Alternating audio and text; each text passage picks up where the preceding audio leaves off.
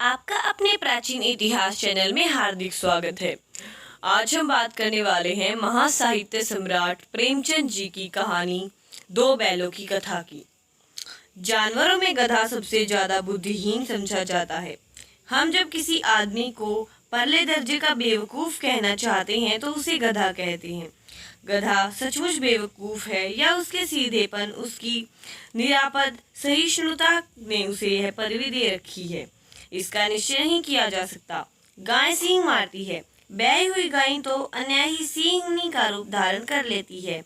कुत्ता भी बहुत गरीब जानवर है, लेकिन कभी कभी उसे भी क्रोध आ ही जाता है, किंतु गधे को कभी क्रोध नहीं आता। ना ही सुना है ना ही देखा है।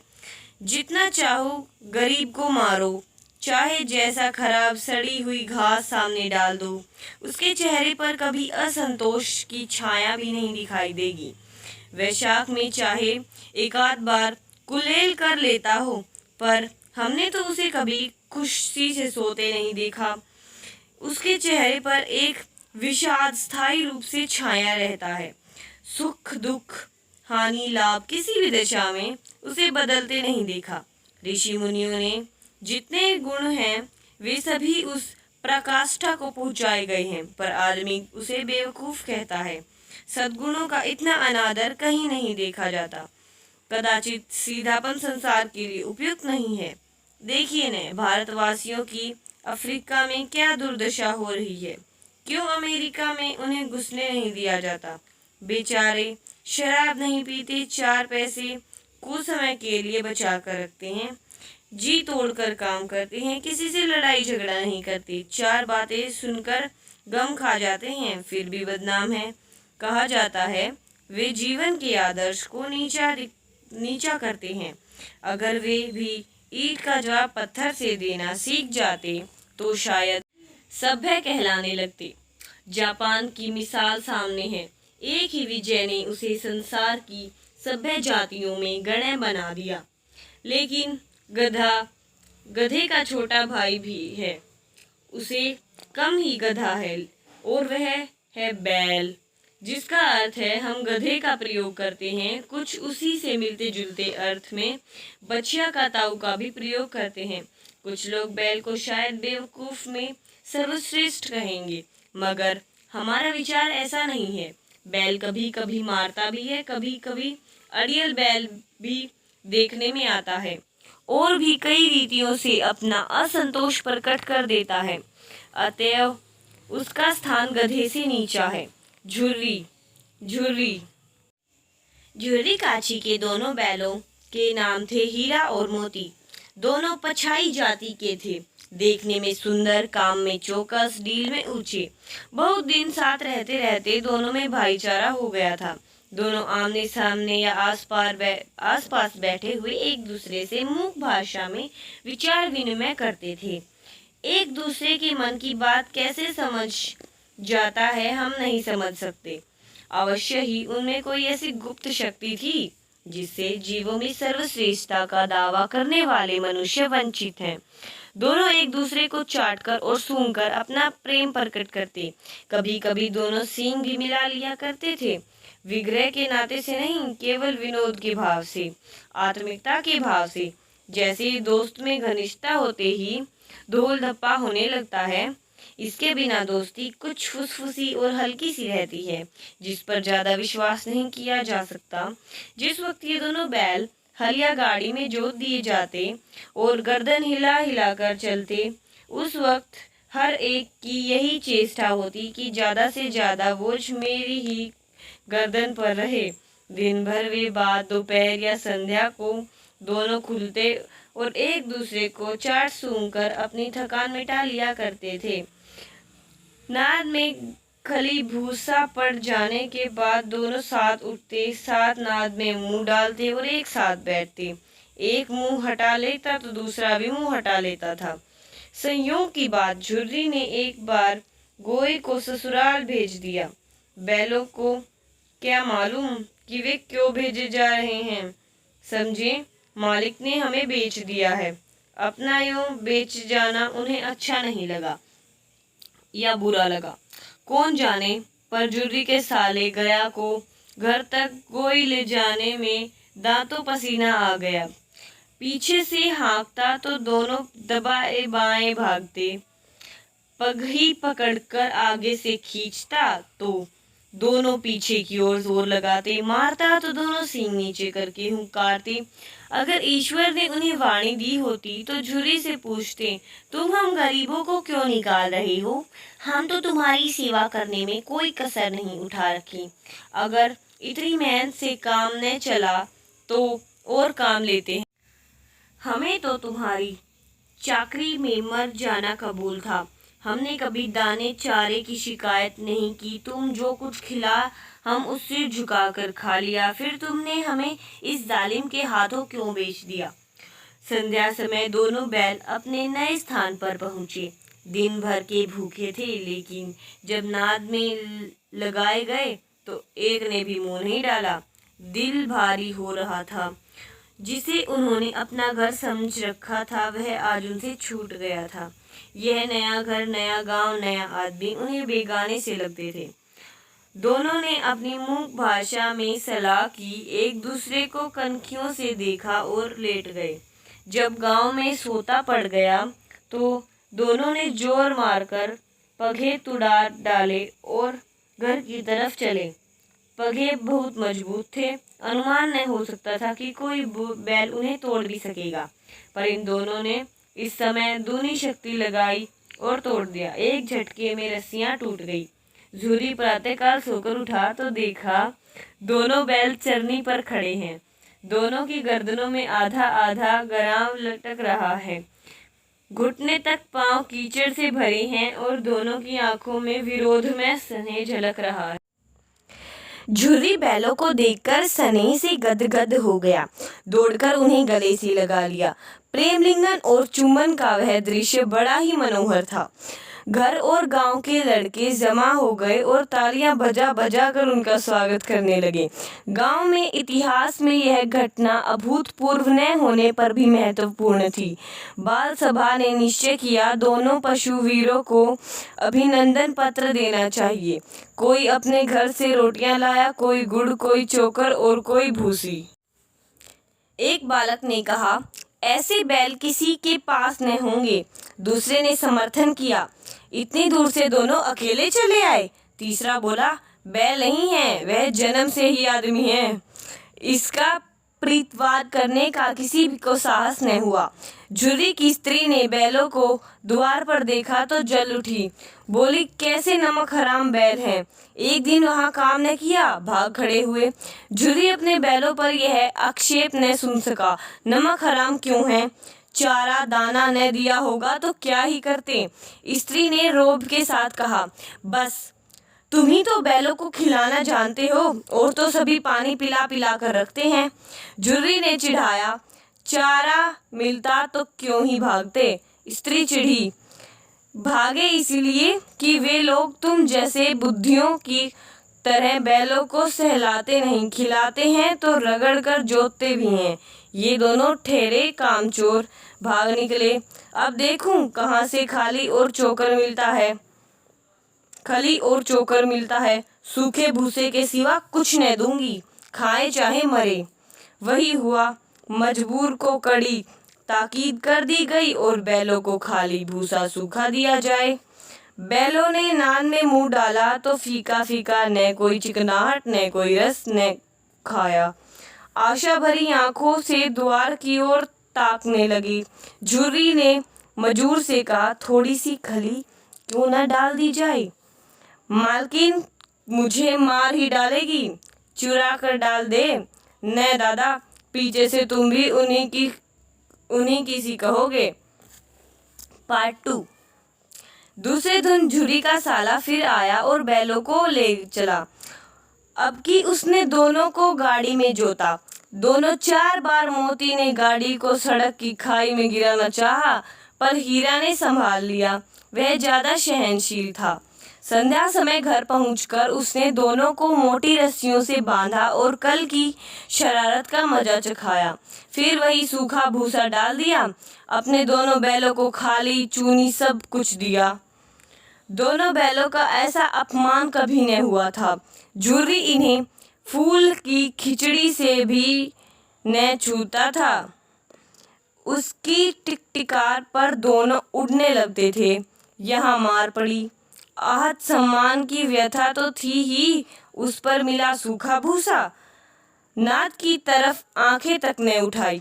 दूसरे दिन गया ने बैलों को हल में जोता, पर इन दोनों ने जैसे पाँव न उठाने की कसम खा ली थी। वह मारते मारते थक गया, पर दोनों ने पाँव न उठाया। एक बार जब उसने निर्दयी ने हीरा की नाक पर खूब डंडे मारे तो मोती को गुस्सा आ गया और वह काबू के बाहर हो गया। हल लेकर भागा। हल, रस्सी, जुआ, जोत सब टूट टाट कर बराबर हो गया। गले में बड़ी बड़ी रस्सियां न होती तो दोनों पकड़ाई में न आते। हीरा ने मूक भाषा में कहा, भागना व्यर्थ है। मोती ने उत्तर दिया, तुम्हारी तो इसने जान ही ले ली थी, अब की बड़ी मार पड़ेगी। पढ़ने दो, बैल का जन्म लिया है तो मार से कहाँ तक ही बचेंगे। गया दो आदमियों के साथ दौड़ा आ रहा है। दोनों ने हाथों में लाठियां हैं।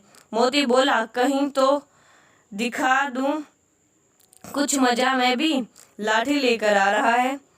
हीरा ने समझाया, नहीं भाई, खड़े हो जाओ, मुझे मारेगा तो मैं भी एक दो गिरा दूंगा। नहीं नहीं, हमारी जाति का यह धर्म नहीं है। मोती दिल में ऐंठ कर रह गया। गया आ पहुंचा और दोनों को पकड़ कर ले चला। कुशल हुई कि उसने इस वक्त मारपीट न की, नहीं तो मोती भी पलट पड़ता। उसके तेवर देखकर गया और उसके सहायक समझ गए कि इस वक्त टल जाना ही मसलत है।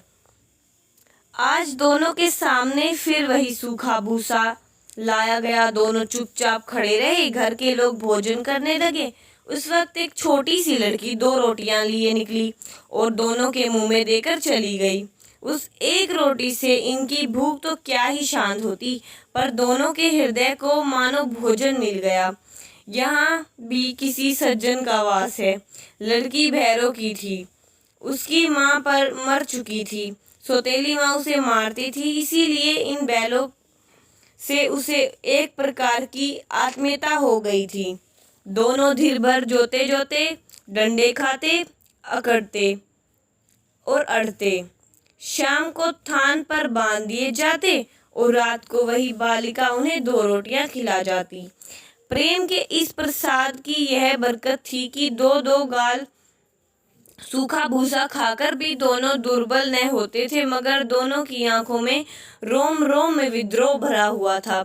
एक दिन मोती ने मूक भाषा में कहा, अब तो नहीं सहा जाता हीरा, क्या करना चाहते हो? एक आध को सींगों पर उठाकर फेंक दूंगा, लेकिन जानते हो वह प्यारी लड़की जो हमें रोटियां खिलाती है उसी की लड़की है जो इस घर का मालिक है। यह बेचारी अनाथ न हो जाएगी तो मालकिन को न फेंक दूं? वही तो उस लड़की को मारती है, लेकिन औरत जात पर सींग चलाना मना है, यह भूल जाते हो? तुम तो किसी तरह निकलने ही नहीं देते। बताओ, तुड़ाकर भाग चले? हाँ, यह मैं स्वीकार कर लेता हूँ, लेकिन इतनी मोटी रस्सी है भाई, टूटेगी कैसे?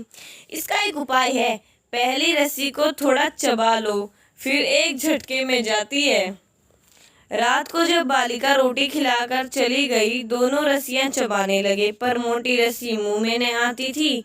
बेचारे बार बार जोर लगाकर रह जाते।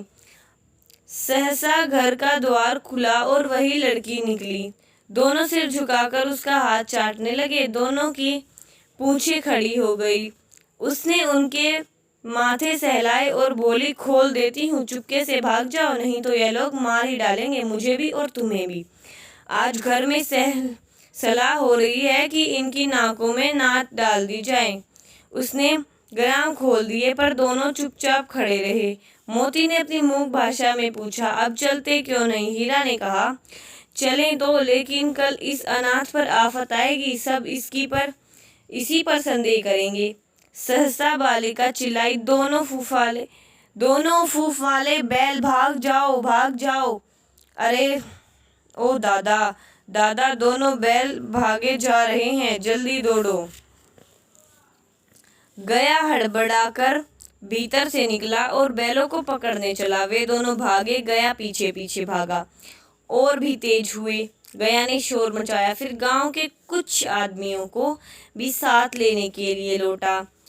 दोनों मित्रों को भागने का मौका मिल गया, सीधे दौड़ते चले गए। यह तक कि मार्ग का ज्ञान न रहा।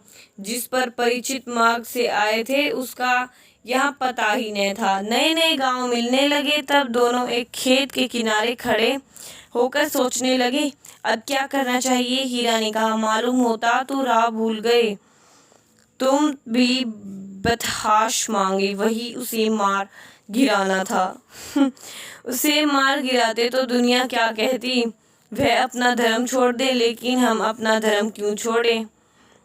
दोनों भूख से व्याकुल हो रहे थे। खेत में मटर खड़ी थी, चरने लगे। रह रहकर आहट ले लेते थे, कोई आता तो नहीं है।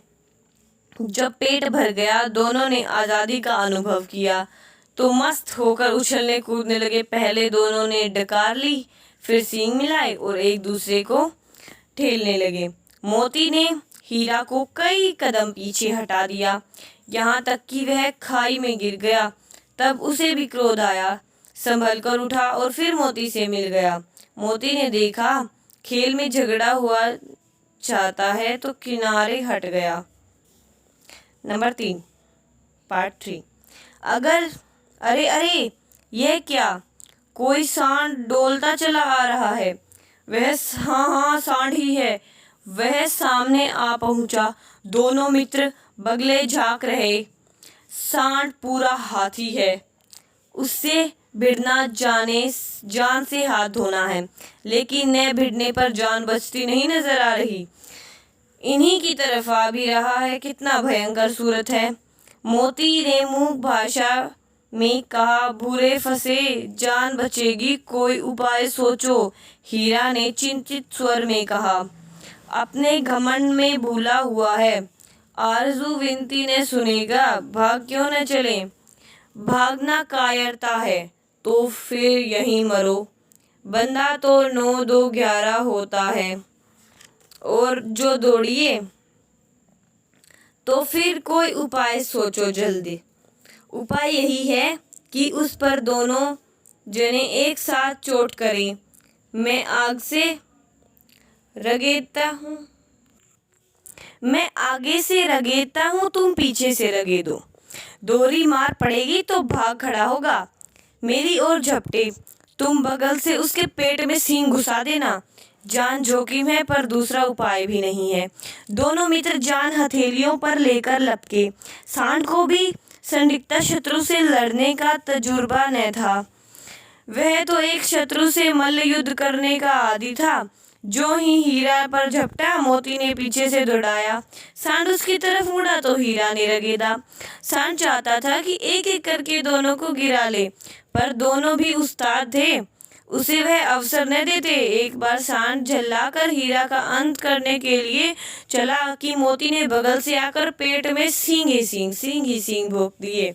सांड क्रोध में आकर पीछे फिरा तो हीरा ने दूसरे पहलू में सींग चुभा दिया। आखिर बेचारा जख्मी होकर भागा और दोनों मित्रों ने दूर तक उसका पीछा किया, यहाँ तक कि सांड बेदम होकर गिर पड़ा। तब दोनों ने उसे छोड़ दिया। दोनों मित्र विजय के नशे में झूमते चले जा रहे थे। मोती ने अपने सांकेतिक भाषा में कहा, मेरा जी तो चाहता है कि बच्चा को मार ही डालूं। हीरा ने तिरस्कार किया, गिरे हुए बैरी पर सींग न चलाना चाहिए, यह सब ढोंग है। बैरी को ऐसा मारना चाहिए कि फिर न उठे। अब घर कैसे पहुंचेंगे वह सोचो, पहले कुछ खा लें तो सोचो। सामने मटर का खेत था ही। मोती उसमें घुस गया। हीरा मना करता रहा पर उसने एक ने सुनी। अभी 2 ही 4 घास खाए थे कि 2 आदमी लाठी लेकर दौड़ पड़े और दोनों मित्रों को घेर लिया। हीरा तो मेड़ पर खड़ा था, निकल गया। मोती सींचे हुए खेत में था, उसे खुर कीचड़ में धंसने लगे। न भाग सका, पकड़ लिया। हीरा ने देखा सींग सकाट में है तो लौट पड़ा। फंसेंगे तो दोनों फंसेंगे। रखवालों ने उसे भी पकड़ लिया। प्रातःकाल दोनों मित्र कांजीहोश में बंद कर दिए गए। दोनों मित्रों को जीवन में पहली बार ऐसा साबिका पड़ा कि सारा दिन बीत गया और खाने को एक तिनका भी नहीं मिला। समझ में ही नहीं आता था ऐसा कैसा स्वामी है। इसे तो गया फिर भी अच्छा था। यहाँ कई भैंसें थी, कई बकरियां, कई घोड़े, कई गधे, पर किसी के सामने चारा नहीं था। सब जमीन पर मुर्दों की तरह पड़े थे। कई तो इतने कमजोर हो गए थे कि खड़े भी नहीं हो सकते थे। सारा दिन दोनों मित्र फटाक की और टकटकी लगाए ताकते रहे, पर कोई चारा लेकर आता ही नहीं दिखाई दिया। तब दोनों ने दीवार की नमकीन मिट्टी चाटनी शुरू की, पर इससे क्या तृप्ति होती। रात को भी जब कुछ भोजन न मिला तो हीरा के दिल में विरोध की ज्वाला दहक उठी। मोती से बोला, अब तो नहीं रहा जाता मोती। मोती ने सिर लटकाकर जवाब दिया, मुझे तो मालूम होता है प्राण निकल रहे हैं। इतनी जल्द हिम्मत न हारो भाई। यहाँ से भागने का कोई उपाय निकालना चाहिए। आओ दीवार तोड़ डालें। मुझसे तो अब कुछ नहीं होगा। बस इतनी बुते पर अकड़ते थे, सारी अकड़ निकल गई। बाड़े की दीवार कच्ची थी, हीरा मजबूत तो था ही। अपने नुकीले सिंग दीवार पर गड़ा दिए और जोर मारा तो मिट्टी का एक चिप्पड़ निकल गया। फिर तो उसका साहस बढ़ा। इसने दौड़ दौड़ कर दीवार पर चोटें की और हर चोट में थोड़ी थोड़ी मिट्टी गिरने लगी। उसी समय कौंजीहोश का चौकीदार लालटेन लेकर जानवरों की हाजिरी लेने आया। हीरा का उजड़पन देखकर उसे कई डंडे रसीद किए और मोटी सी रस्सी से बांध दिया।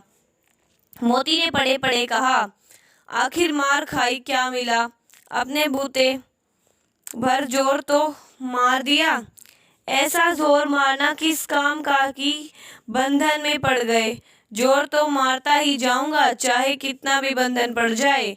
जान से हाथ धोना पड़ेगा, कुछ परवाह नहीं, ये भी तो मारना ही है। सोचो दीवार खुद जाती तो कितनी जान बच जाती। इतने भाई यहाँ बंद हैं, किसी की देह में जान नहीं। 2-4 दिन और यही हाल रहा तो सब मर ही जाएंगे। हाँ, यह बात तो है। अच्छा तो चल फिर मैं भी जोर लगाता हूँ। मोती ने भी दीवार में उसी जगह सींग मारा। थोड़ी सी मिट्टी गिरी और फिर हिम्मत बढ़ी। फिर तो वह दीवार में सींग लगाकर इस तरह जोर लगाने लगा मानो किसी प्रतिद्वंदी से लड़ रहा हो। आखिर कोई 2 घंटे और जोर आजमाई के बाद दीवार ऊपर से लगभग 1 हाथ गिरी। उसने दूनी शक्ति से दूसरा धक्का मारा तो आधी दीवार गिर गई। दीवार का गिरना था कि अधमरे से पड़े हुए सभी जानवर चेत उठे। तीनों घोड़ियां सरपट भाग निकली, फिर बकरियां निकली, इसके बाद भैंसें भी खिसक गई, पर गधे अभी तक ज्यों के त्यों खड़े थे। हीरा ने पूछा, तुम दोनों क्यों नहीं भाग जाते? एक गधे ने कहा, जो कहीं फिर पकड़ लिए जाएंगे तो क्या हर्ज है, अभी तो भागने का अवसर है। हमें तो डर लगता है, हम यहीं पड़े रहेंगे। आधी रात ऊपर से जा चुकी थी। दोनों गधे अभी तक खड़े खड़े सोच रहे थे कि भागे या ना भागे, भागे या ना भागे। और मोती अपने मित्र की रस्सी तोड़ने में लगा हुआ था। जब वह हार गया तो हीरा ने कहा, तुम जाओ, मुझे यहीं पड़ा रहने दो, शायद कहीं भेंट हो जाए। मोती ने आंखों में आंसू लाकर कहा, तुम मुझे इतना स्वार्थी समझते हो हीरा? हम और तुम इतने दिनों से एक साथ रह रहे हैं, आज तुम विपत्ति में पड़ गए हो तो मैं तुम्हें छोड़कर अलग हो जाऊं? हीरा ने कहा, बहुत मार पड़ेगी, लोग समझ जाएंगे यह तुम्हारी शरारत है। मोती गर्व से बोला, जिस अपराध के लिए तुम्हारे गले में बंधना पड़ा उसी के लिए अगर मुझे मार पड़े तो क्या ही चिंता। इतना तो हो ही गया कि 9-10 प्राणियों की जान बच गई और वे सब तो आशीर्वाद ही देंगे। यह कहते हुए मोती ने दोनों गधों को सींग से मार मार कर बाड़े से बाहर निकाला और तब अपने बंधु के पास आकर सो गया। भोर होते ही मुंशी और चौकीदार तथा अन्य कर्मचारियों में कैसी खलबली मची, इसके लिखने की जरूरत नहीं। बस इतना ही काफी है कि मोती की खूब मरम्मत हुई और उसे भी मोटी रस्सी से बांध दिया गया। पार्ट 5। 1 सप्ताह तक दोनों मित्र वहां बंधे पड़े रहे। किसी ने चारे का एक तृण भी न दिया। हाँ, एक बार पानी दिखा दिया जाता था यही उनका आधार था। दोनों उतने दुर्बल हो गए थे कि उठा तक न जाता था। ठठरियाँ निकल गई थी। एक दिन बाड़े के सामने डुग्गी बजने लगी और दोपहर होते होते वहाँ 50-60 आदमी जमा हो गए। तब दोनों मित्र निकल गए और देखभाल होने लगी और उनकी देखभाल अच्छे खासे ढंग से होने लगी। लोग आकर उनकी सूरत देखते और मन फीका कर कर चले जाते। ऐसे मृतक बैलों को कौन ही खरीदेगा। हालत बिल्कुल मृतक हो गई थी, मतलब बिल्कुल मरे होने जैसी। सहसा एक ढढलिया आदमी जिसकी आंखें लाल थी और मुद्रा अत्यंत कठोर आया और दोनों मित्रों के कुल्हे में उंगली दोकर मुंशी से बातें करने लगा। उसका चेहरे देखकर अंतर्ज्ञान से दोनों मित्र के दिल कांप उठे। वह कौन है, उन्हें क्यों टटोल रहा है, इस विषय में उन्हें कोई संदेह न हुआ। दोनों एक दूसरे को बीत नेत्र से देखा और सिर झुका लिया। हीरा ने कहा, गया के घर से नाहक भागे, जब जान न बचेगी। मोती ने अश्रद्धा भाव से उत्तर दिया, कहते हैं भगवान सबके ऊपर दया करते हैं, उन्हें हमारे ऊपर क्यों दया नहीं आती। भगवान के लिए हमारा मरना जीना दोनों बराबर हैं। चलो अच्छा ही है, कुछ दिन उनके पास तो रहेंगे। एक बार भगवान ने उस लड़की के रूप में हमें बचाया था, अब न बचाएंगे। यह आदमी छुरी चलाएगा, देख लेना। तो क्या चिंता है, मांस खाल सींग हड्डी सब किसी न किसी काम आ जाएंगे। नीलाम हो जाने के बाद दोनों मित्र उस दढ़ियल के साथ चले। दोनों की बोटी बोटी कांप रही थी। बेचारे पांव तक न उठा सकते थे, पर भय के मारे गिरते पड़ते भागे जाते थे, क्योंकि वह जरा भी चाल धीमी हो जाने पर जोर से डंडा जमा देता था। राह में गाय बैलों को एक रेवड़ हरे हरे घास में चरता नजर आया। सभी जानवर प्रसन्न थे, चिकने चप्पल। कोई उछलता था, कोई आनंद से बैठकर पागुर करता था। कितनी सुखी जीवन था इनका, पर कितने स्वार्थी हैं सब। किसी को चिंता नहीं थी कि दोनों भाई बदी के हाथों पड़े कैसे दुखी हैं। सहसा दोनों को ऐसा मालूम हुआ कि यह परिचित राह है। हाँ, इसी रास्ते से गया उन्हें ले गया था। वही खेत, वही बाग, वही गांव मिलने लगे। प्रतिक्षण उनकी चाल तेजी होने लगी, साथ ही सारी थकान, सारी दुर्बलता गायब हो गई। आह, यह लो, अपना ही हार आ गया। इसी कुएं पर हम दोनों चलाने आया करते थे। यही कुआं है। हाँ, यही कुआं। मोती ने कहा, हमारा घर नगीच आ गया। हीरा बोला, भगवान की दया है, मैं तो अब घर भागता हूँ। यह जाने देगा, इसे मैं मार गिराता हूँ। नहीं नहीं, दौड़कर थान पर चलो, वहाँ से हम आगे न जाएंगे। दोनों उन्मत्त होकर बछड़ों की भांति कुलेल करते हुए घर की ओर दौड़े। वहाँ हमारा थान है। दोनों दौड़कर अपने थान पर आ गए और खड़े हो गए। दड़ियल भी पीछे पीछे दौड़ चला आता था। झुर्री द्वार पर बैठा धूप खा रहा था। बैलों को देखते ही दौड़ा और उन्हें बारी बारी से गले लगाने लगा। मित्रों की आंखें से आनंद के आंसू बहने लगे। एक झुर्री का हाथ चाट रहा था। दड़ियल ने जाकर बैलों की रस्सियां पकड़ ली। झुर्री ने कहा, यह बैल मेरे हैं, तुम्हारे बैल कैसे? मैंने मवेशी खाने से नीलाम लिए आता हूँ। मैं तो समझा हूँ चुराए लिए आते हो। चुपके से चले जाओ, मेरे बैल हैं, मैं बेचूंगा तो बिकेंगे, नहीं तो नहीं। जाकर थाने में रपट कर दूंगा। मेरे बैल हैं, इनका सबूत यह है कि मेरे द्वार पर खड़े हैं। दड़ियल झुठलाकर बैलों की जबरदस्ती पकड़कर ले जाने के लिए आगे बढ़ा। उसी वक्त मोती ने सींग चलाया। दड़ियल पीछे हटा। मोती ने पीछा किया। दड़ियल भागा, मोती पीछे दौड़ा। गांव के बाहर निकल जाने पर वह रुका, पर खड़ा दड़ियल का रास्ता देख रहा था। दड़ियल दूर खड़ा धमकियां दे रहा था, गालियां निकाल रहा था, पत्थर फेंक रहा था, और मोती विजयी शूर की भांति उसका रास्ता रोके खड़ा था। गांव के लोग यह तमाशा देख रहे थे और हंसते ही जा रहे थे। जब दड़ियल हार कर चला गया तो मोती अकड़ते हुए लौटा। हीरा ने कहा, मैं डर रहा था कि कहीं तुम गुस्से में आकर उसे मार ही न डालो। अगर वह मुझे पकड़ता तो बेमारे न छोड़ता। अब न आएगा तो दूर से ही खबर लूँगा, देखूँ कैसे ले जाता है। जो गोली मरवा दे मर जाऊंगा, पर उसके काम तो कभी भी नहीं आऊँगा। हमारी जान को कोई जान ही नहीं समझता, इसीलिए कि हम इतने सीधे हैं। ज़रा देर में नादों में खुली भूसा, चोकर और दाना भर दी गया और दोनों मित्र खाने लगे। झुर्री खड़ा दोनों को सलाह दे रहा था कि 20 लड़के तमाशा देख रहे थे। सारे गांव में उत्साह सा मालूम होता है। उसी समय मालकिन ने आकर दोनों के माथे चूम लिए। अगर आपको साहित्य सम्राट प्रेमचंद जी की यह कथा या कहानी पसंद आई हो तो हमारे चैनल को लाइक, शेयर और सब्सक्राइब करें। धन्यवाद।